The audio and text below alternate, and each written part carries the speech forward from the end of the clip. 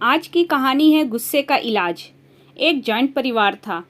यह परिवार पिछले कई सालों से एक साथ ही रहता आया था। इस परिवार में कुल 3 पीढ़ियां बसा करती थी।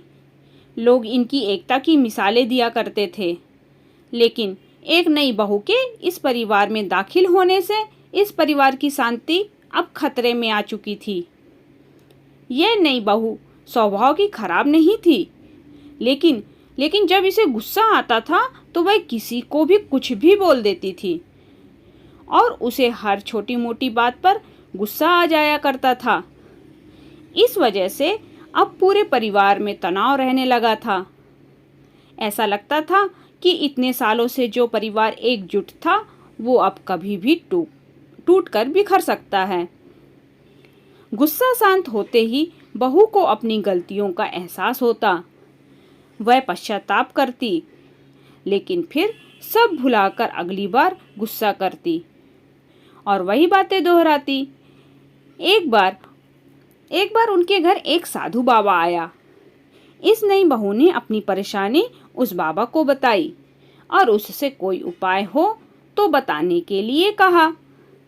साधु ने अपने झोले से एक दवा की शीशी निकाली और उस महिला को देते हुए कहा कि तुम्हें जब भी गुस्सा आएगा इस दवाई की 4 बूंदें अपनी ज़बान पर रख लेना और 10 मिनट तक उसे मुंह में दबाए रखना।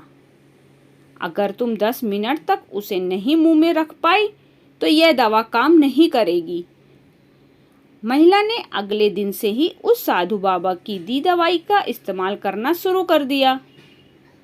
10 दिनों बाद जब वह साधु फिर से उनके घर आया तब महिला ने उसके पैर पकड़ लिए और कहा कि साधु बाबा, आपकी दवाई काम कर गई। उसकी वजह से अब मुझे गुस्सा नहीं आता है और अब मेरे परिवार में सुख शांति फिर से पहले जैसी रहने लगी है।